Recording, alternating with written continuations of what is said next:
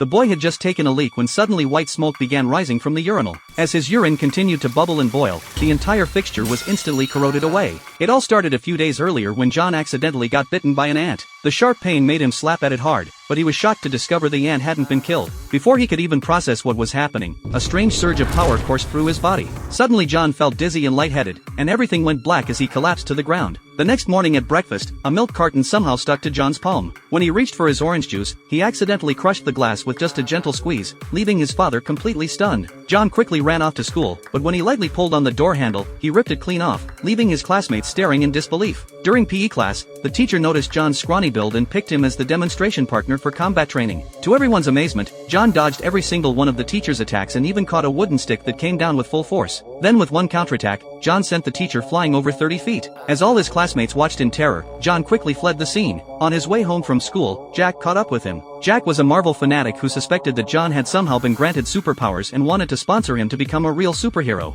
Jack brought John to his house where John handed him a book, which he easily bit clean through. John's sense of smell had also become incredibly sharp, and he could even survive falls from great heights without a scratch. After running various tests, Jack confirmed that John had gained ant-like superpowers. With Jack's financial backing, the first-generation Ant-Man suit was born. One day, while Annie, the girl John had a crush on, was working on a poster at home, a masked intruder suddenly burst in and kidnapped her, leaving behind only a necklace. Annie's sister came to John for help and showed him a video the kidnapper had sent, revealing Annie trapped in an iron cage. John sniffed Annie's necklace and used his enhanced sense of smell to track her to an old house, the very same place where he'd been bitten by the ant. Faced with a locked door, John urinated on the lock, and the acid instantly corroded it to pieces on the ground. He cautiously entered and discovered a mysterious laboratory inside, with Annie trapped in a glass chamber. Just as John was about to rescue her, the kidnapper suddenly dropped down from above and landed right in front of him. John stumbled backward in fear, falling right into the villain's trap. The kidnapper turned out to be a mad scientist who had been conducting human experiments to cure his mother's terminal illness. Just when he was on the verge of success, the girl's father had suddenly shut down the research, leading to his mother's tragic death. In his rage, the scientist had injected himself with flea DNA, giving him incredible jumping abilities, but to maintain these powers, he needed to feed on blood to survive. Even more shocking was the revelation that the boy's ant superpowers were also his creation. Just then, the sound of police sirens echoed from outside.